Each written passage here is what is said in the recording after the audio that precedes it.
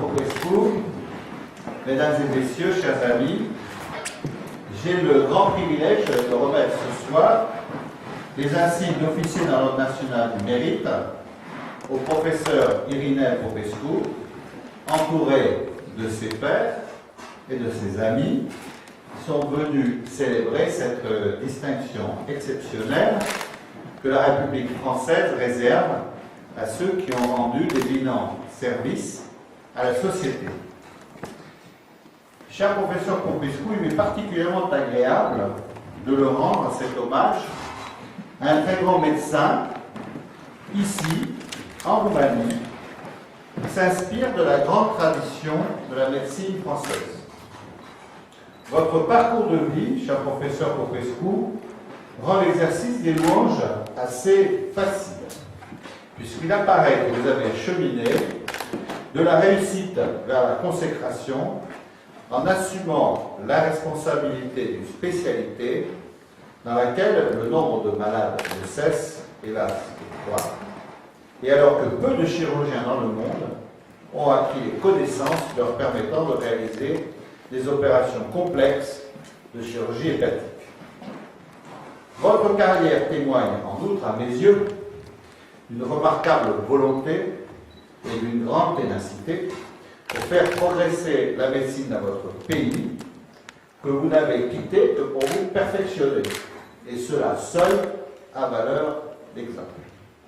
J'ajouterai qu'en tant qu'ambassadeur, j'accorde une grande importance au secteur de la santé. Vous pouvez mieux que quiconque en témoigner, les collaborations entre professionnels français et roumains sont nombreuses et les échanges constants. Certaines ont même porté des fruits bien visibles, comme la participation des pompiers de Paris à la création du SMUR, un service pour lequel les Roumains ont pour le moins clairement fait valoir leur attachement. Tant il est vrai qu'une population a besoin, tout autant que du savoir-faire du corps médical, que nous célébrons ce soir, de services de santé fiables et transparents. Aussi, je suis convaincu que beaucoup plus de coopérations institutionnelles pérennes pourront s'établir à l'avenir entre les établissements de santé de nos deux pays. L'institution qui tient une place centrale dans votre vie, cher Irinel Popescu, c'est l'Institut Foudeli, qui accueille plus de 50 000 personnes par an et dont vous dirigez depuis 10 ans la section de chirurgie générale. Vous y avez fait vos premières armes en y obtenant votre diplôme de chirurgien au début des années 80 et vous vous y êtes dès lors montré inépuisable pour développer des techniques nouvelles et utiliser les procédures les plus avancées. Vous y avez ainsi réalisé la première greffe du foie effectuée en Roumanie, ainsi que la première greffe d'un foie partagé entre deux receveurs, ou encore les impressionnantes greffes d'omino que vous m'expliquerez. Parce que je ne connais pas les greffes d'omino.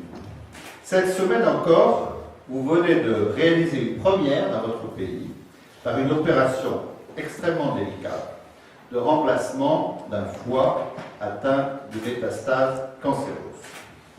Il se trouve que cette capacité à entreprendre des interventions novatrices et audacieuses rappelle celui qui a mis au point certaines de ces techniques dont je vous parlais, le professeur Bismuth, le professeur Henri Bismuth de l'Institut Paul Brousse, le célèbre Institut Paul Brousse, en région parisienne, précurseur et expert international reconnu dans le domaine hépatobiliaire, qui fut dans les années 70 l'un des rares chirurgiens au monde à lancer un programme de transplantation hépatique et un immense chirurgien auprès duquel vous êtes formé.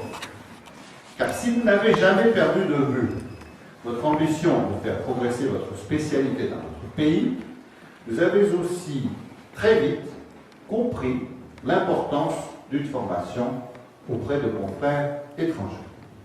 Ainsi, après avoir effectué un stage de transplantation hépatique en 1990 dans la clinique du professeur Henri Bismuth, vous avez fait plusieurs années de recherche aux États-Unis, tout d'abord au département de transplantation d'organes de l'université de Pittsburgh, puis au célèbre hôpital Mount Sinai de New York.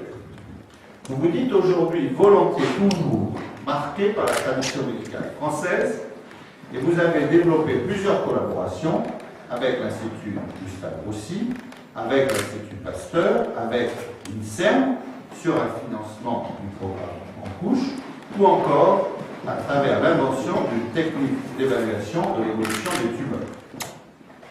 J'aimerais croire que vous avez puisé également à cette source française un peu de votre intérêt pour les questions de santé publique, intérêt qui s'est illustré dans votre poste de directeur adjoint de la santé de la ville de Bucarest entre 1995 et 1997, et lorsque, en 2009, vous avez pris la tête de la Caisse nationale d'assurance santé. Car, cher professeur, si vous êtes un grand chirurgien, vous êtes également un homme de la cité, soucieux de s'investir dans la vie publique. Tout d'abord sur les questions qui touchent directement à votre pratique professionnelle. Je pense ici notamment aux campagnes publiques en faveur du don d'organes, menées avec l'association Rome Transplant, à votre rôle pivot dans la mise en œuvre en Roumanie des recommandations du Conseil de l'Europe sur les transplantations, et encore, bien entendu, à votre présidence plus récente de l'Académie des sciences médicales, Académie de médecine Couvet, que vous présidez après en avoir présidé la section de chirurgie. Médecin engagé sans demi-mesure, vous avez enfin fait état de conviction politique et de votre soif de prendre part au destin national en étant élu sénateur de Dodge en 2004 pour le compte du Parti conservateur. Et donc, après ce panégyrique très fourni, je vais procéder à la remise de cette décoration. Et vous dire pour conclure que monsieur le professeur Popescu, parce que sur le terrain sur lequel vous avez choisi de vous battre au premier rang, celui de la médecine, vous incarnez le progrès constant de la recherche au bénéfice de tous les malades. Au nom du président de la République française, je vous fais officier dans l'ordre national du mérite.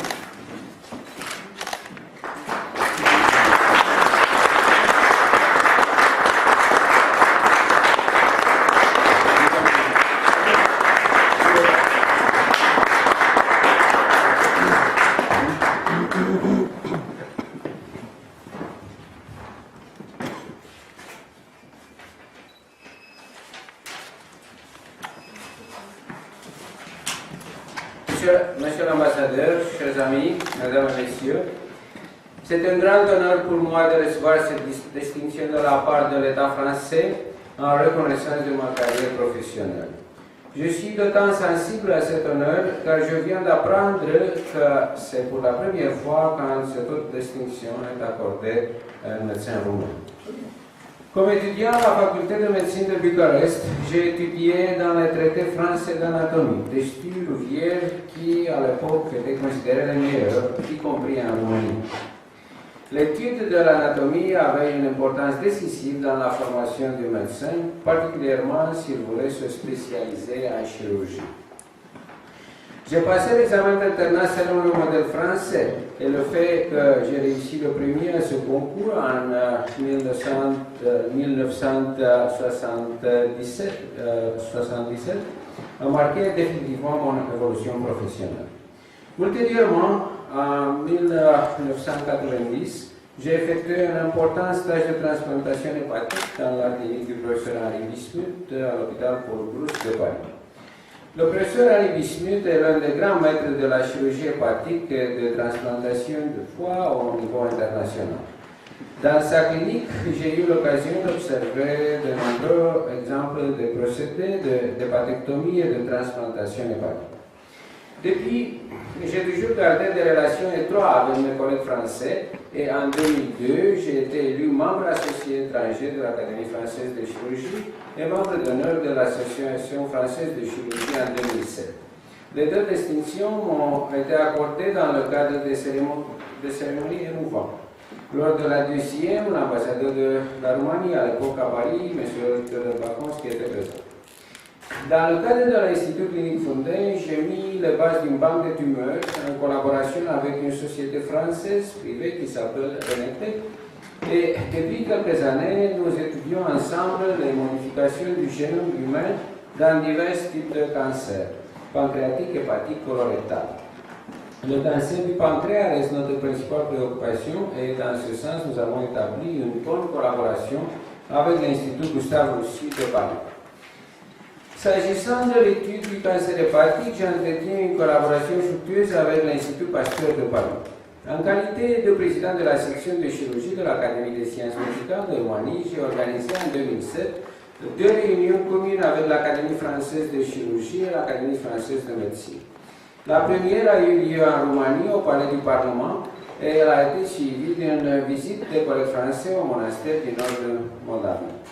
La deuxième a eu lieu en France, au siège de l'Académie française de médecine, dans la rue Bonaparte, et la délégation roumaine a été reçue au Palais Bourbon par le président de l'Assemblée nationale de France, M. Bernard Dacoué, auquel je me suis adressé au nom de la délégation roumaine. Par la suite, les membres de l'Académie des sciences médicales de Roumanie ont visité la vallée de la Loire et ont participé à une réunion commune avec la faculté de médecine de Tours. À cette occasion, la délégation roumaine a présenté les premiers résultats obtenus dans la chirurgie robotique en Roumanie. Au fil du temps, j'ai gardé des relations étroites avec plusieurs membres de l'Académie de chirurgie de France, spécialement avec le professeur Ali Bismuth, qui m'a proposé de devenir membre de la prestigieuse Association européenne de chirurgie, le professeur Bernard Lenoir, avec lequel j'ai développé des particularités techniques dans la hépatectomie, et avec le professeur Daniel Scheck, avec lequel nous faisons partie de la direction exécutive d'une association internationale de chirurgiens, gastro-entérologues et oncologues. En qualité du membre du Sénat roumain, je fais partie du groupe d'amitié Roumanie-France et j'ai visité le Sénat français où j'ai eu l'honneur d'être reçu par le président Christian Poncelet. Avec les collègues français, nous avons participé à une réunion commune sur des problèmes d'éducation et de recherche. Pour les médecins roumains, la France reste un modèle dont nous avons appris et auquel nous referons toujours. La France reste la grande sœur de la Roumanie en raison de nos racines latines communes et aussi de l'école médicale qui a été la source des fondateurs de la médecine roumaine. Je vous remercie.